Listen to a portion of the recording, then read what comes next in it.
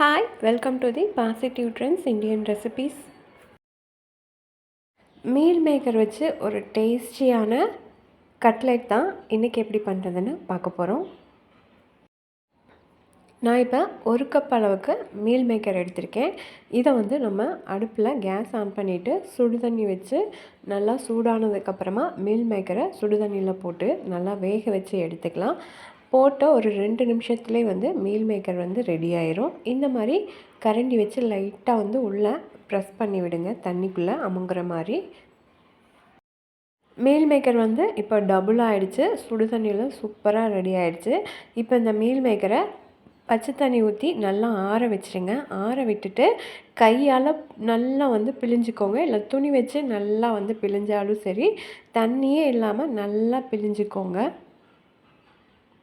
இப்போ இந்த meal maker எந்த அளவுக்கு ட்ரையாக இருக்குது பாருங்கள், இந்த அளவுக்கு நல்லா ட்ரையாக இருக்கணும்.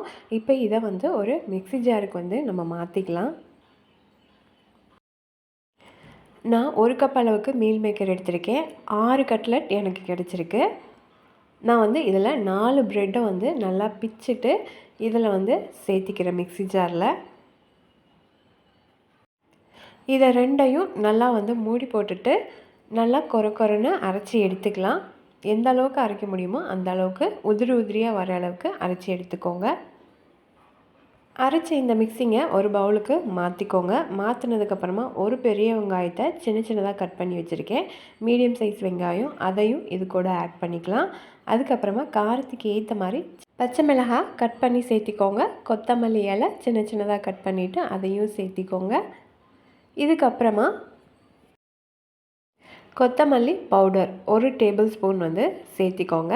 மிளகாய்த்தூள் காரத்துக்கு ஏற்ற மாதிரி சேர்த்திக்கோங்க, ஏற்கனவே பச்சை மிளகாய் சேர்த்திருக்கனால. அதுக்கப்புறமா கரம் மசாலா 1 டேபிள் ஸ்பூன் அளவுக்கு இதையும் சேர்த்திக்கோங்க. இப்போ தேவையான அளவுக்கு உப்பு சேர்த்திக்கோங்க. உப்பு நம்ம எந்த ஸ்டேஜ்லேயும் சேர்த்தவே இல்லை. இந்த ஸ்டேஜில் உப்பு தேவையான அளவுக்கு சேர்த்திக்கோங்க. 1 டேபிள் ஸ்பூன் அளவுக்கு கடலை மாவு சேர்த்திக்கோங்க. கடலை மாவுக்கு பதிலாக பொட்டுக்கடலை கூட நம்ம அரைச்சிட்டு நல்லா தண்ணி ஒரு 8 மணி நேரம் ஊற வச்சதுக்கப்புறமா வேக வச்சுட்டு இது கூட சேர்த்திக்கோங்க. காலையில் பண்ணுற மாதிரி இருந்தால் நைட்டு ஊற வச்சுக்கோங்க. ஈவினிங் பண்ணுற மாதிரி இருந்தால் காலையில் ஊற வச்சுக்கோங்க. இதுக்கு மேலே தண்ணி எதுவுமே தேவைப்படாது. நல்லா டைட்டாக பிசைஞ்சிக்கலாம். ஒரு துவையல் மாதிரி நல்லா உருட்டினா இந்த மாதிரி உருண்டு வரணும். இந்த கன்சிஸ்டன்சிக்கு இருக்கணும். இப்போ இதை நம்மளுக்கு எந்த சைஸுக்கு வேணுமோ அந்த சைஸுக்கு நம்ம ரவுண்ட் ஷேப்புக்கு உருட்டி எடுத்துக்கலாம். கையாலேயே உருட்டி ரவுண்ட் ஷேப் பண்ணாலும் சரி தான். அப்படி இல்லைன்னா நம்மளுக்கு நீங்கள் ஏதாவது ரவுண்ட் அச்சு வச்சுருந்திங்கன்னா அதில் கூட நம்ம இந்த மாதிரி உருட்டிட்டு இந்த மாதிரி ரவுண்ட் ஷேப் பண்ணிக்கலாம். நான் இன்றைக்கி கையால் தான் இந்த மாதிரி ரவுண்ட் ஷேப் பண்ணிக்கிறேன்.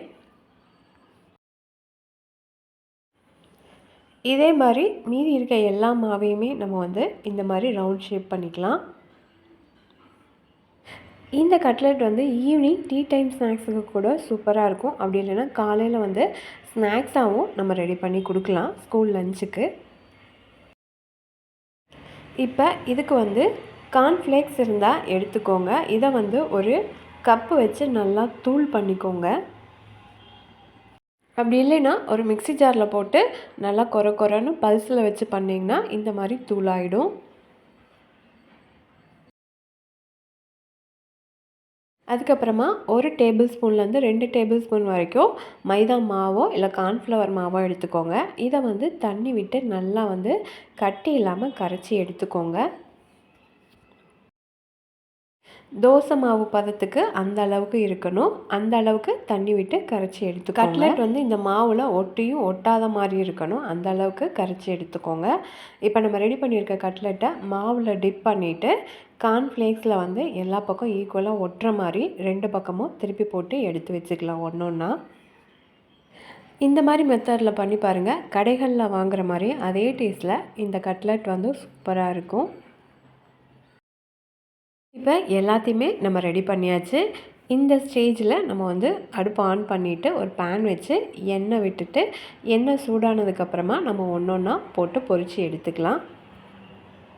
நான் இன்றைக்கி 3 போட்டு 2 பேட்சாக நான் 2 பக்கமும் ரெடி பண்ணி எடுக்க போகிறேன். இப்போ மீடியம் ஃப்ளேமில் வச்சுட்டு 2 பக்கமும் திருப்பி போட்டு நல்லா குக் பண்ணிக்கோங்க. இப்போ ஒரு சூப்பரான கட்லெட் வந்து ரெடி ஆயிடுச்சு. இந்த ரெசிபி பிடிச்சிருந்தா நம்ம சேனலை மறக்காமல் சப்ஸ்கிரைப் பண்ணிக்கோங்க, லைக் பண்ணிக்கோங்க, எல்லாருக்குமே ஷேர் பண்ணிக்கோங்க.